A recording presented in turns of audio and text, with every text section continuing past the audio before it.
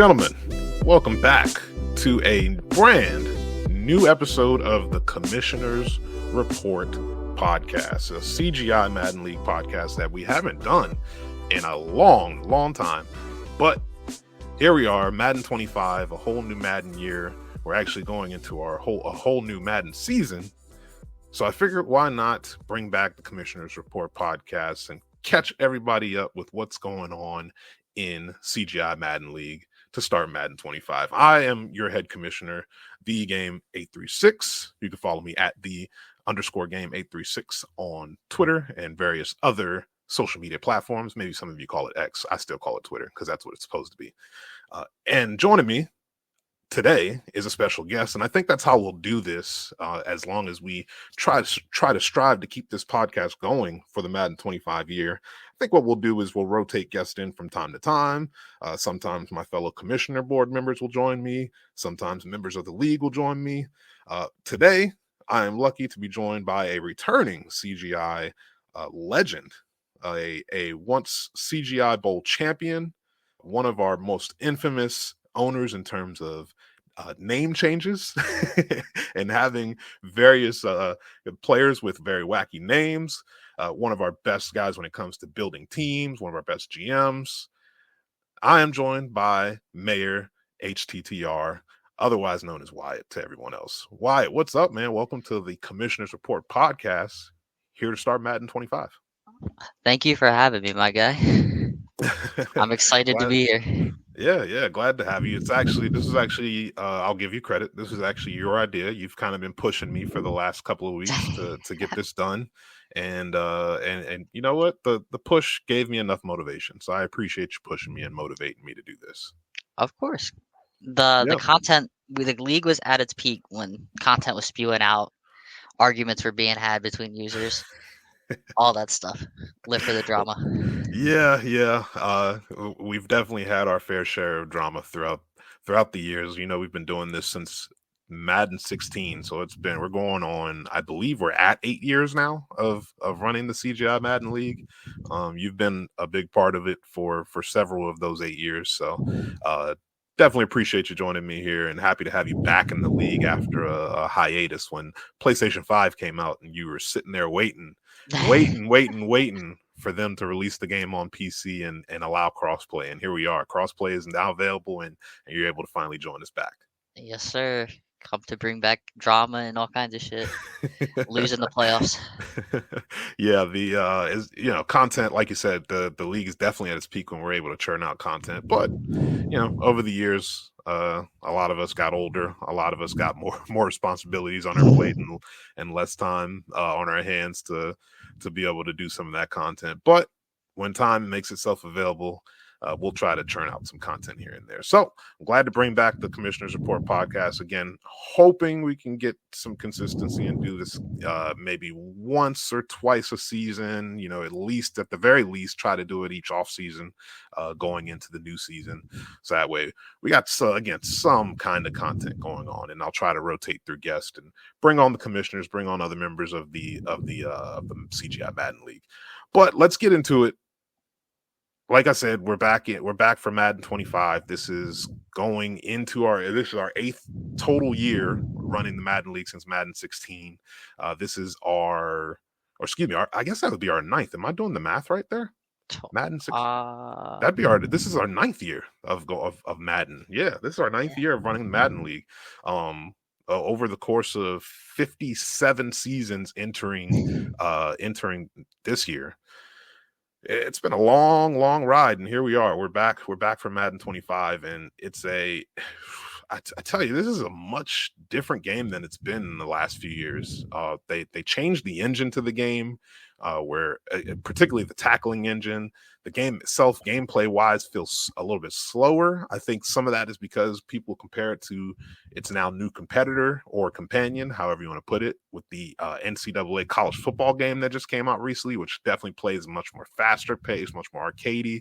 This game feels a little bit slower. Some of the tackling is it can be kind of clunky from time to time with it being a new tackling engine, but it's definitely got a different feel to it, I would say, compared to the last couple of Madden years. Now you've only recently been back on Madden, so you kind of can only compare Madden 24 to Madden 25. What do you think in terms of just differences between the two games before we get into our CGI recap?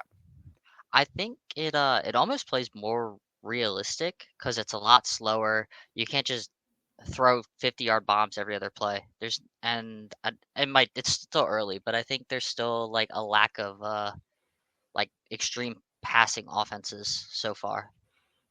Yeah, that's a good point. I know that's part of something that kind of shocked me was I felt like in Madden 24, I kind of actually even take it back to Madden 23. The last two Madden years, I feel like I kind of had unlocked something in terms of like a deep ball passing game, and being able to hit a lot of those big plays stretching the field.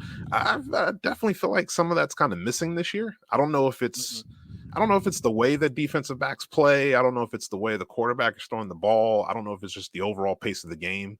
But like you said, we're early into the Madden year, so there will be some things that are going to loosen up as the year goes. There will be some things that change. There will be some metas that are going to swing. So we're going to see some. I'm sure we're going to see different things as the Madden year continues to develop, and EA continues to throw out patches and title updates and things that change the game, especially with the competitive scene still floating out there. And EA is going to listen to their competitive scene guys, so they're going to Yeah. make the changes if they want enough. So we'll see how the game continues to change. But yeah, it's like I said, much different game. Even you, as someone who's only played from last year and this year, you feel the changes. So let's get into it. We just completed our first full season, the 2024 season. The first season of CGI is always the craziest because everybody has stock rosters. Of course, people are making trades and picking up free agents, so it adds a little bit, and you're developing your players as the season goes on. But it always feels like season one is kind of a wild card season. It's one of those years that feels like anybody can go all the way. Anybody can win the Super Bowl or the CGI Bowl. We don't call it the Super Bowl. We call it the CGI Bowl Yeah. around here. Mhm. It feels like anybody can win it, and we've seen it in past years where a guy wins the season one bowl and then he basically becomes irrelevant the rest of the way. There's a guy in my division known for that. Oh yeah, I've heard of that guy before. Uh, but I don't. Ultimately, it didn't play out that way because our CGI Bowl matchup ended up being, two of our, I would say, two of our all-time better players across the league, across the history of CGI. So it didn't ultimately play out that way. I say I think along the way, there was definitely some of that where a team or two kind of surprised and maybe overperformed, and in the next season we're probably going to expect to fall off from them. But season ones usually are always crazy. You agree? Oh yeah, definitely. Season one, the stock rosters just kind of make it somebody could have whatever is meta for the game, and they don't even realize it. Like a power back compared to a speed back, and it just kind of it carries them until the rest of the league catches up to That's a great point. I hate Derrick Henry so much, but we'll move on. that. Um, so we actually let's just we can just kind of go division by division real quick, just to quickly recap the 2024 season before we talk about some of the things that went down in the playoffs. Over on the AFC side, that's where things were a bit more, I would say, overall not as competitive as the NFC. Yeah. Whereas the NFC, there was a lot more teams fighting for the playoff spots down the stretch. Where in the AFC, it kind of like there was the crop at the top, and then there was a complete drop off at the bottom, which was unfortunate. There were some circumstances for some people where scheduling kind of comes into play, and they can't play all their games and things of that sort. But starting with the AFC East, the AFC East was pretty competitive all season. The Jets, just in my bag, ended up winning that division at 12-5. The Patriots was neck and neck with him at 11-6, and the Bills even hung in there at 9-8, even though he did miss the playoffs. The Dolphins brought up the rear at 5-12. AFC, that's pretty. I would say pretty good division. As the Jets and Patriots are probably always going to be near the top of that division for the most part, with the Bills and Dolphins occasionally being competitive. But I, I would say that's kind of the middle of that division. Jets, Patriots are going to be the cream of the crop. Yeah, the Bills kind of surprised me. I didn't expect them to be as good as they were because they were in a wild card spot at like week 15, He and I think definitely they had a was. couple sim losses or something. Just the roll of the die. Yeah, yeah, it definitely was. The AFC North was, I think, preseason.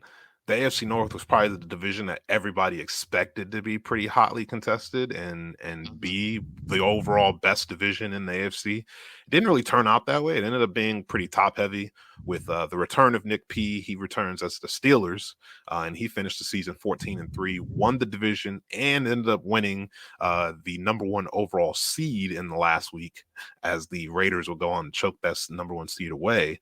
The Ravens followed them up with an 11-6 season, and that 11-6 season ended up missing the playoffs, which is insane. That's how top heavy the AFC was. Is that 11 wins didn't even get you in the playoffs, and then the Bengals is juice. At 6-11, and then the Browns was originally Red Boy Lightning. He ended up being 3-14, but he will not continue on as he's decided to drop out the league at the end of the season. So it's been taken over by a new member going forward. But yeah, I think that's probably Juice was one of those guys that was very competitive in Madden 24, and previously had been to a Super Bowl in Madden 20 Super Bowl, a CGI Bowl in Madden 23. So I think we expected him to be better in 6-11, especially with a good Bengals team. And then again, with the return of Red Boy Lightning, everybody thought that he would still have some of that old juice that he had before, but he just unfortunately, this game just wasn't the pace that he was looking for. So he ended up finishing 3-14. But still, I think overall good division. Could expect Juice to bounce back and be better than 6 wins. Maybe Brolot at with the Ravens kind of sticks around that 10-ish win range. But it should be I think a better division going forward. Yeah, definitely. I think Burlot's gonna surprise some people this year because it wasn't till like week 9 that he started actually using Derrick Henry. Because I think I beat him like I guess it's week 6 or 7, and he was like, I just need to run the ball. And like I was talking to because he had like 5 rushing attempts with Derrick Henry. That's just not gonna do it. Yeah, that's a good point. He definitely, there was a point in the season where uh someone asked me like, who are you worried about in the AFC? And I was like, I listed off a couple of teams that I was worried about, facing in the playoffs. And then at the end, I said, and if Brolot gets his act together, I'd be scared to face him in the playoffs because that Ravens team is dangerous. And he Yep. said, I'm good. I'm out of it. I'm not making no run. I'm just looking forward to the draft. And then he would go on to rattle off a bunch of wins at the end of the season. He actually ended up the season with a 4-game win streak to barely miss the playoffs. I was a part of that 4-game win streak. I fell victim to Derrick Henry and Lamar Jackson. So yeah, it's a good point. I think this could be a potential breakout season for Brolot to keep pace with Nick P. But Nick P, clearly cream of the crop. He would go on to make the CGI Bowl. And we'll talk more about that later. The AFC South ended up being the most competitive division amongst the 4 AFC divisions. That division actually features myself as the Houston Texans, the Tennessee Titans, who is a new member. He joined us last year, Baby Ant. He joined us last year halfway through, took over the Browns, was relatively competitive, but this year he's kind of made a statement now at 12-5, and he ended up winning division in week 18 versus me. After I had led the division all year long, he came back and took the division from me in week 18 after sweeping me. So that was pretty disappointing and devastating, and I still cry about it at night. The Jaguars is is our guy Flo Spasm Judah, who finished at 10-7, and then the Solution, one of my fellow commissioners, took over the Colts, and he finished the season at 4-13. Hopefully, he can bounce back in this season. But the AFC South definitely proved that it's one of the tougher divisions in the AFC side. Tougher or more annoying division in your opinion? Uh I plead the fifth. Let's move on. Okay. So, no, but what would you say? Let me hear your thoughts, and then I'll give my quick thought. Honestly, I think people are starting to figure out Chris, with the Jaguars. I think he needs to get back in the lab, and I don't think that he cares enough anymore, if that makes sense. I think he's more focused on like his kid and all that stuff. And like I give him props, real life comes first. Of course, But absolutely. I think yeah, I don't think he has that like heart in it. Like people aren't telling him he's trash. Like back when he had the Rams and he was just terrible and people would skunk him 60. He like it lit a fire in him that he became one of the best users. And then the Titans, it's hard to stop RPOs in this game. And then I need solution. I need my fellow Commanders brother to figure out his offense so he could, because his defense is amazing. Every Yeah. game I think I've ever played with him is like a 13-10, and I'll get one turnover for 6. So if he figures it out, I think that becomes the hardest division in CGI. That's well said. Titans definitely features a pretty tough offense to stop and a relatively meta defense. One of those guys that plays a lot of baseline. Baseline Yeah, defense safety guys can said be. the numbers. Yeah, those guys can be tough to move the chains against consistently, especially for users who are not like you said, for users who are not locked in and kind of like know what to do or know what they're doing. Those users are going to struggle against us. So he's one of those guys that can kind of get fat off of users who don't play very well against that kind of style of game. And then you make a good point on flow. It's just life. We all grow up and gain responsibilities and it may take away from some of that passion that you once had for being a frontline player in a Madden league. And of course, always a great point on Solution. Solution is always one of our better veterans when it comes to defense, and usually takes him some time to get in the groove offensively. I think there's a good chance, he hit a pretty good draft. There's a good chance that maybe this is one of those seasons where he can get that together. And then to finish off the AFC West ended up being a pretty top heavy. The Raiders, which was taken over by Millie Andretti, one of our longtime legendary members. He took the Raiders to a 13-4 season after acquiring Joe Milton from the Patriots. He led the division the entire way, led the conference pretty much the entire way until week 18, where he would go on to lose his conference lead. Ended up dropping to the 2 seed, but he did win the division. He ended up besting the Chargers, who would also make the playoffs at 12-5. He's a surprise guy. Nobody knew who he was. He's a friend of the Titans who just joined the league at the beginning of the year. So I was surprised to see him kind of make a statement and say, "Hey, I'm competitive in this league. I'm ready to go." So it was a good overall showing by him with a 12-5 season, making the playoffs in his first career CGI season. The Chiefs came in third place at 5-12, and then what was the Denver Broncos is now the San Diego Monarchs, finished with the worst record in that division at 4-13. He's also a new member. Just want to talk about the AFC West real quick. I mean, this was going into this year. It was Millie's division to just kind of like get his shit together.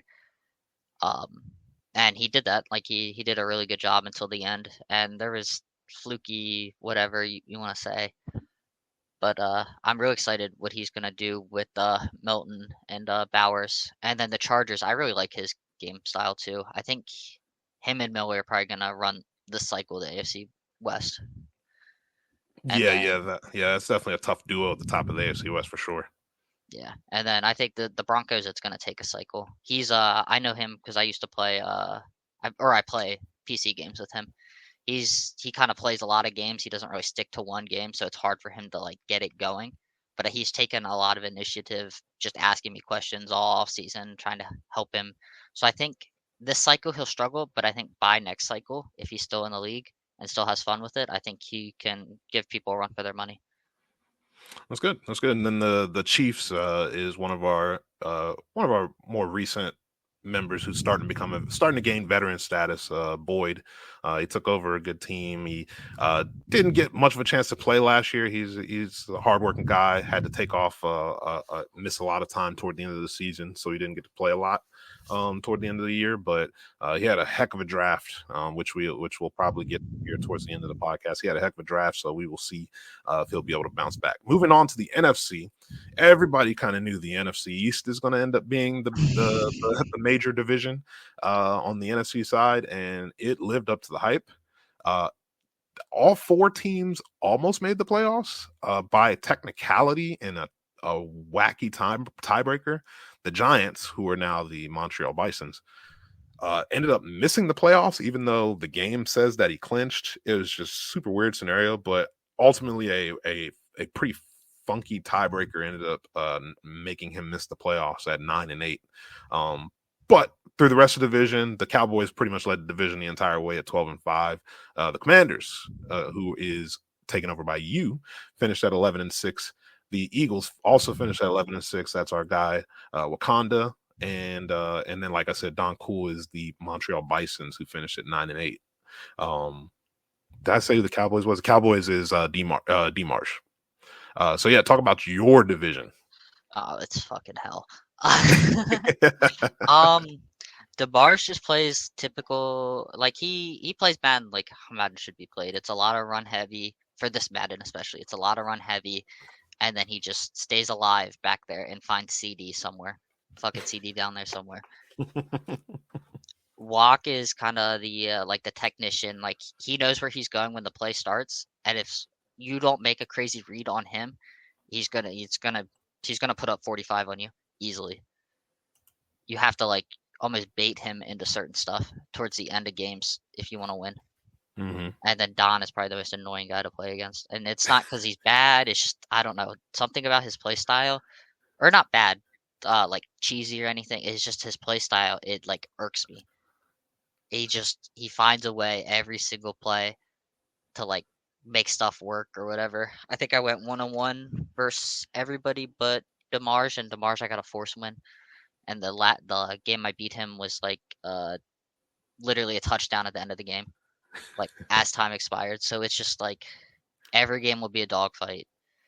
Every game you lose that you shouldn't lose. Like I started off 0-3 last year with losses to the Bucks, Bengals, and Don. Ooh, And that Bucks loss had to sting. Yeah, no. Well, that's like my thing is I go 0-3 and then I'll have a random 3-game losing streak in the middle of the season and I'll win every other game. Yeah, that is definitely a nightmare division. I can I was formerly a division mate with all of those guys actually. I don't know if I was ever a division mate with Don. But I was a division mate with Wakanda at one point, where he was the Cardinals and I was the 49ers. And I was a division mate with DeMarge a long time ago, back when he was Titans and I was Texans. He won a Super Bowl with those Titans. So I definitely very familiar with them. Don, I actually in Madden 24, I played him. I may have played him twice, and after the second time, I said I'm not gonna play you for the rest of the cycle. So anytime we match up, play take the force. And he felt bad, but I echo your sentiments. It's just something about playing him where it just feels like it feels helpless. Yeah, you're in quicksand and you're just he has to hand you the stick to get out, and that's the only way you could beat him. Yeah, it's but that's the interesting thing about Madden and about being in a Madden league is all about matchups. Like you'll watch some of these guys play against other people and you're like, how is this dude beating him but I can't beat him? But matchups are everything. Just some people's play styles don't match with yours. Sometimes your play style doesn't match with others. It's really fascinating how Madden League can work out that way, where there are just going to be roadblocks for you, and it comes in the form of the weirdest ways from different people, and you just eventually you kind of you have to find a way to overcome the roadblock. But Don is definitely one of those. I'm very familiar with it. The NFC North. That division was won by the Vikings. The Vikings is our guy Dave Cool or David Lawrence. I don't why doesn't he go by Dave Cool anymore? He finished the season at 10-7, and he was the only competitive team in his division. As the Packers, owned by our guy Father of Two Angels, finished at 6-11. Our guy Trev runs the Lions. He finished at 6-11, and then Raph, probably I would say the most disappointing season of anybody, was 4-13 with the Bears. I can't make sense of that. Raph, head coaching, or he's defensive coordinator. That started. He was like, he would come in, he'd do his 9 to 5, and then he would go coach, and he'd be playing at like 10 o'clock when he's just tired. He made a sentiment this year that he's coming back and he's taking the NFC North and he's gonna win at least one playoff game, and I full-hearted believe in him. There we go. There you go. Well, he'll have to compete with the likes of the Vikings, the Packers, and the Lions. So hopefully that'll be a better, more competitive division this year, where the Vikings can't just walk away with it, as he did in 2024. He The limped NFC, away with it. limped away with it in a good way, because he definitely took some bad losses towards the end of the season. Where if he had anybody in his division that was competitive, he probably wouldn't have gotten away with winning that division as easy as he did. Yeah. The NFC South only featured 2 competitive teams. One of them was the Falcons, who is owned by Jackson. He finished the season at 13-4. He ended up actually finishing as the number 1 overall seed in the NFC at 13-4. He was followed up by the Saints, who is ran by our guy Toby. He was pretty competitive with him alongside the Falcons for most of the season, and then towards the end of the season, he had to give up a few force losses. Then you had 2 unfortunately uncompetitive teams in the Tampa Bay Buccaneers, who finished at 3-14, owned by our guy Linnell, and then the Panthers, owned by Built Ford Tough, was 1-16, worst record in the league. Did end up getting the number 1 overall pick. Finished 0-6 in his division. 0-9 at home, 1-7 on the road. That was one of the roughest seasons we've seen in CGI in a while, I would say. Yeah, that's probably gonna be a 2-team division race, because I lost to the Bucks and I almost lost to the Panthers. I think it was like a 5-point game going into fourth quarter, but those guys, they just don't. I don't think they play the game enough to like pull wins out. You know what I mean?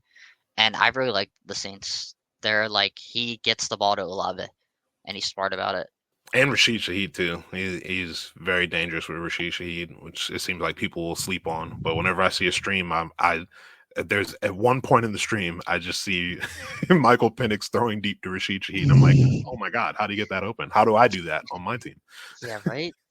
I guess you got to get somebody with that kind of moxie. But yeah, I think like you said, it should ultimately, again, this season probably be a 2-team race. I think the Panthers is going to need some more talent on that team. Panthers definitely one of the tougher rosters to build up and rebuild. And again, like you said, we're not very sure as far as how dedicated and how much time he puts into it. Same with the Buccaneers. Buccaneers is kind of another wild card. It's like we don't know how much time he really puts into it. I talked to him personally, and he says that he feels good about his draft, feels good about his off seasons, looking to be competitive, but he's one of those guys that's going to have to show us before we can make any crazy predictions. And then the last division would be the NFC West. That was run ultimately pretty much the whole way by the Arizona Cardinals, which is the GOAT himself, the Dream Kid.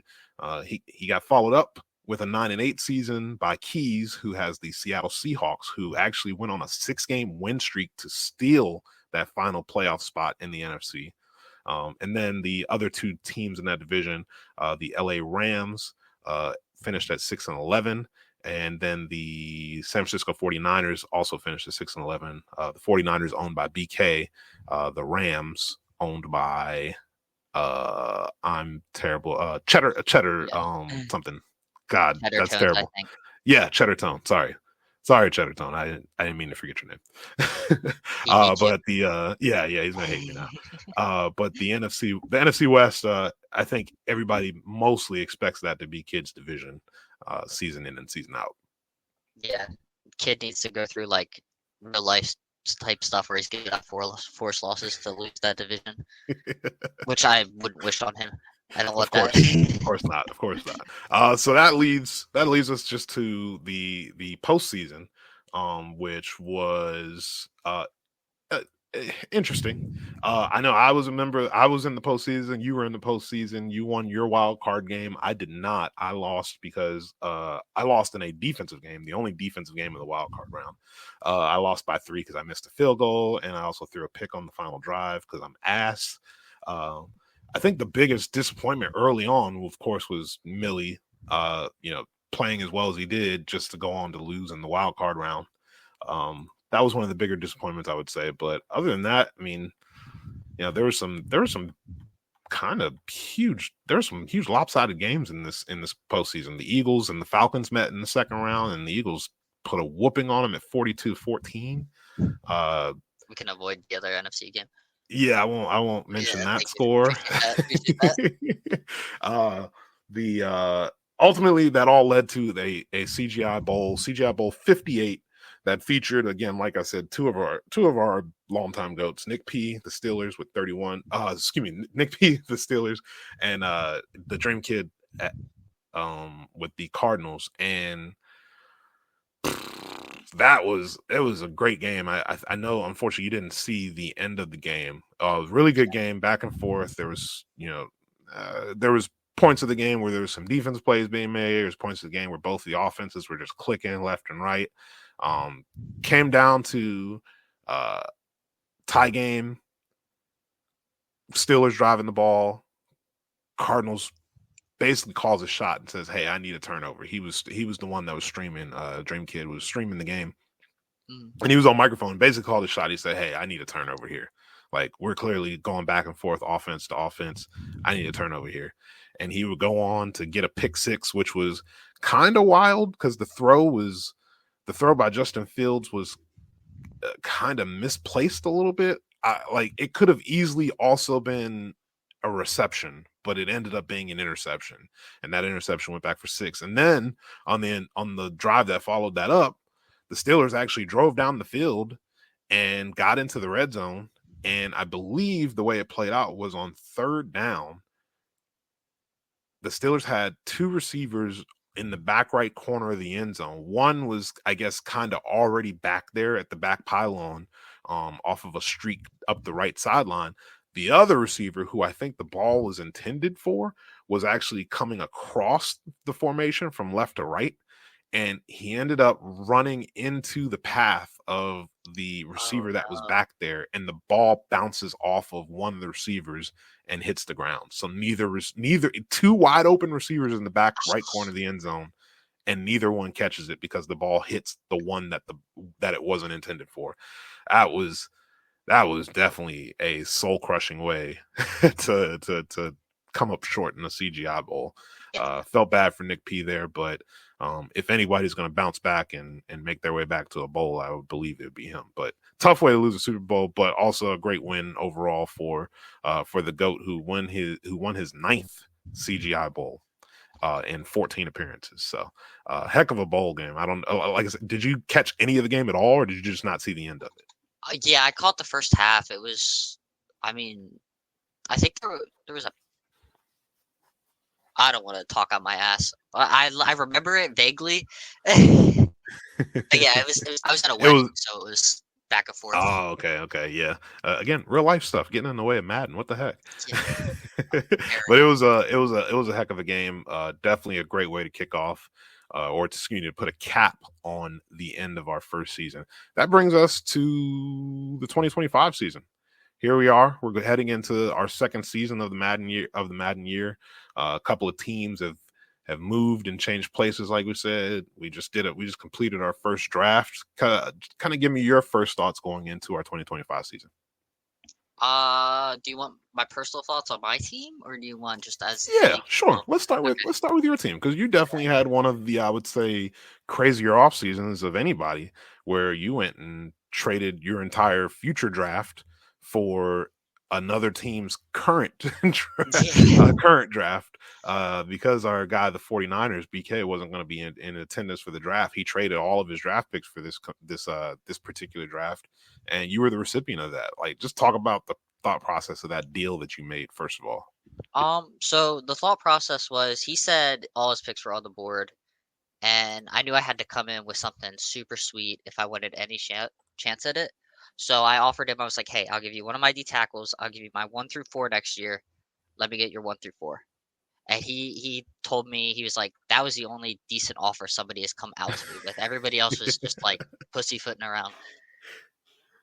And so it turned into me giving away my center. But I knew there were going to be centers in free agency, so I was like, "All right, I could do that. BDaz isn't going to hurt me losing him too much."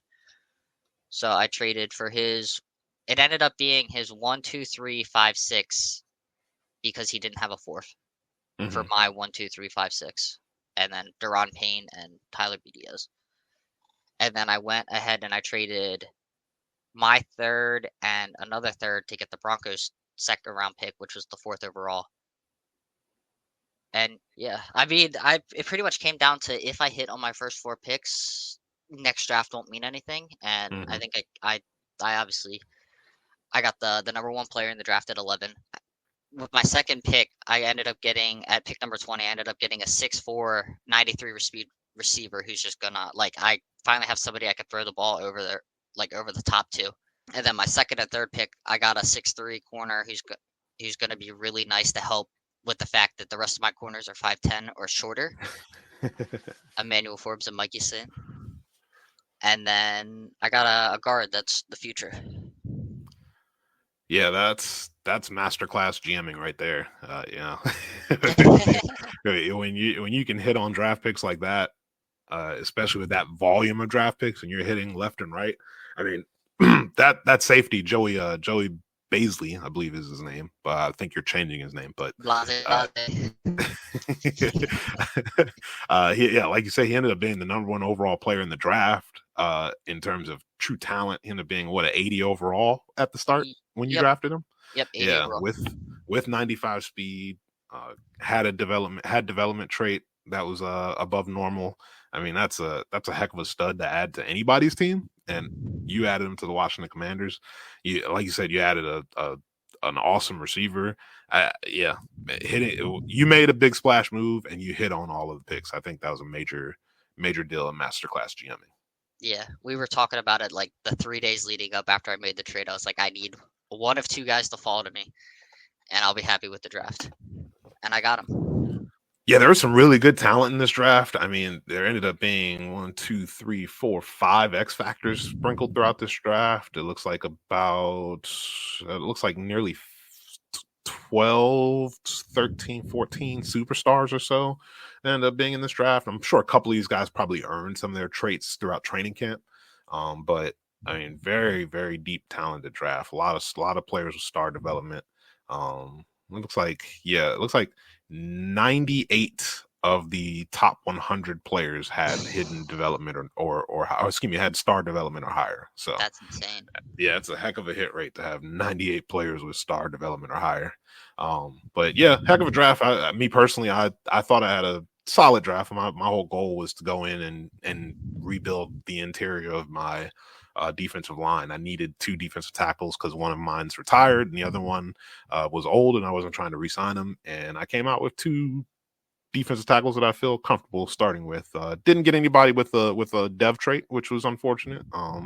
But I also personally feel like I didn't put in the time scouting like I normally would. Kind of had a rough weekend, so I didn't really get to put in the time that I normally would scouting. But you know, that's I think, again, as long as you hit on those first couple of picks, that first and second round pick, you can definitely suffice and make do, with whatever else that you get. But I think I got some talented players in my other picks too. But overall, it was a good draft. It was Yeah. there was a lot of speed in this draft, which was crazy, especially a wide receiver. There was a crop of like 4 receivers, I think, that ran under a 4.3 or ran better than a 4.3. There was a couple of corners at the top of the draft that ran a 4.3. There was some pretty outstanding speed at safety, which is not typical the last couple of Maddens. The last few Maddens, there have not been very fast safeties, but this year it seems like they gave some love to the safeties when it comes to speed. And there was a few linebackers out there with some speed. Nothing that seems like the position where probably got hit the most in terms of there's not much speed at this position anymore like it used to be. I definitely remember Maddens where they were churning out 90, 92, 93 speed linebackers like it was No, like it was on an assembly line. Yeah, I think there's but only 190 speed, and it was the guy the Bengals drafted in the first round. yeah. So that's interesting. But EA claims that they kind of changed the draft engine. They always say that stuff, but we'll get our first taste of it once we dive into the second draft class at the end of this season. So overall successful draft. Definitely appreciate everybody's participation in it. It went pretty smooth for the most part. I forget that EA added those cutscenes now in the first round. And throughout the draft, when you make your own pick, you have to watch the cutscenes. You don't see it for everybody else, but throughout the first round, you see everybody's cutscene of their player coming out from the backstage and getting their jersey and hugging Roger Goodell, and the players have no swag at all. Some of them are like severely out of shape, and it looks weird. But Shout out so quarterback. yeah, so that kind of extended the draft. I felt like a little bit. But overall, it was a fun draft. We had a longer off season than we normally would as well. I think we needed it, especially in the first after the first season. I think everybody kind of just needs that like refresh of how we do in off season, especially some of the new people. I think it worked out. Yeah, it definitely. I don't think were there any hitches, if many. No. In the draft, no. The only weird thing in the draft that happened, or at least leading up to the draft, was for some reason the Giants and the Steelers first round picks were swapped. Even though in real life those two teams did not make a trade. Um, I don't know what happened, but yeah, the Giants had the 31st overall pick as if they made the Super Bowl and lost in the Super Bowl, but they didn't. And the Steelers, on the other hand, had the 18th overall pick as if they had just missed the playoffs, but they clearly didn't. So we had to force those two guys to swap picks, which is hilarious because those two guys Hate, dislike each other highly. So hate. forcing them to make a trade was pretty funny, but they were very civil about it. So thank you to Nick P and Don for being civil and cooperative. But other than that, yeah, we didn't have any other kind of weird glitches or hitches throughout the off season. So so it worked out. Yeah, love to see it. We'll finish this off by giving some predictions for the 2025 season. What do you think is going to happen here in 2025 as we begin and embark on our second season of Madden 25 of CGI football? I think it's gonna be a completely different wildcard teams in the NFC. I think this year the NFC East is gonna like beat up on each other a little bit more, and I think one more person is gonna fall out of that, and I think somebody from the NFC North is gonna take a wildcard spot. Okay. Yeah. The NFC North is definitely overall got to bounce back. So I do think there's a good chance that two NFC North teams can definitely make the playoffs. They play the East and the North, so. Oh wow! So that's definitely going to cause a lot of change up there. Yeah, if those two divisions are beating each other up, yeah, that's a good point. That's a good prediction. I think the NFC West could bounce back this year too. Between BK, between Keys, and then the Rams just got himself a brand new fancy quarterback. So you can't completely count him out either. That getting a new quarterback can definitely re-energize you. So I think the NFC West can bounce back a little bit too. While I do still think Kidd probably ultimately wins the division, I definitely think there's a good chance that Keys and BK can give him a run and probably get close to tickling the 10 win range and get themselves in a wild card position. But NFC South maybe probably ends up the same way, I think, where it's Falcons and Saints. So yeah, that kind of leaves me believing that the Panthers and the Bucks probably won't do too much again this year. Unfortunately. Yeah. AFC side, you got any kind of proclamations or predictions? I think the Chargers wins the division this year. Ooh, yeah. I think it's like tiebreaker. I think they'll have the same record, but I think the Chargers will win because of a tiebreaker. And then I think Brolot is either going to be the top wildcard team, or I think he beats Nick P at least once this year. And then he did beat him once last year. Okay. Well, yeah, he did. Yeah, they split last year. So definitely very possible to do it again. I actually like the prediction of the Chargers winning the AFC West because I think, unfortunately for the Raiders, he's going to have a first place schedule, so he's going to play all the other first place teams in the divisions. That it's definitely a much overall more difficult schedule than he had in the 2024 season. So I think it's a good chance that he kind of reels back in, comes back to the pack. It probably does ultimately end up coming down to some tiebreakers at the end, but yeah, I would also predict the Chargers could win that division. Well, you say that, but the Raiders had the third place scheduled last year, and that was all the division winners. It was the Jets, the Steelers, and I think the Titans were third place last year in real life. No, he didn't play the Titans last year. Okay. So it had to be the Jaguars because I don't think he played Solution either. Yeah, so it had to be the Jaguars. That's a good pickup though. I didn't even realize that. I don't know why I was thinking that the Raiders had a fourth place schedule, but yeah, you're right. The Broncos would have had the fourth place schedule. So, that is interesting. I guess it doesn't make much of a difference then if he already played those first place teams previously. Yeah, but I don't think he'll do as well because like he beat Nick P, and I think that kind of like Nick P then went on to win like 6 in a row. Yeah, that was definitely one that sparked the fire under Nick P for sure. AFC East it's probably going to be the same where it's back and forth between the Jets and the Patriots down the stretch. The Jets swept the Patriots last season. I don't remember if they played both games or not. But that I would imagine that could go either way between them down the stretch. And then the AFC North, I can definitely see Juice bouncing back. I don't know how far he bounces back to the point of like, can he creep up and challenge either one of those two others for the division? But I at least think that he does better than 6-11 because that's still a good team. That Bengals team is a good team, good quarterback. Yeah, and he's a relatively good user. He's just, I think he started off like 1-4, and his heart was just not in it. Yeah. So I think he bounces back. I think he fights for a wild card all year. I think the wild card race is going to be crazy in the AFC this year. Yeah, I can definitely see that with some teams bouncing back and being a little bit more competitive. So I mean, you got any other predictions before we get up out of here? I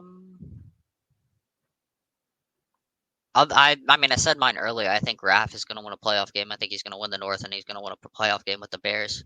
Yeah, I think that's probably my big prediction. Is I think Raph is just going to do a complete 180, go blast the first, and I just hope I don't play him in the playoffs. If I was to predict a last to first team, Raph is definitely the best like option for that, I would say. Don's a pretty good one too. Yeah, Don's a good one. He got a quarterback. Just got a rookie quarterback. Yeah, it might not be all roses to begin with. Rookie quarterbacks can kind of be erratic to begin their careers. So he's also got Breece Hall too. Oh, that was a big acquisition. I did forget about that. He did acquire Breece Hall. Yeah, Don probably is the other one, and actually that brings me to my prediction would probably be that I think it's a good chance that the Cowboys maybe falls off and doesn't even make the playoffs after being the number one seed all of last year, only to lose it in the final weeks. I think there's a good chance that the Cowboys is going to be that odd man out in the NFC East. So that'll be my bold proclamation. The Cowboys falls out and doesn't win 12 games again, or doesn't win 12 games next season. Yeah, but Nick Chubb will still rush for 2,000 yards.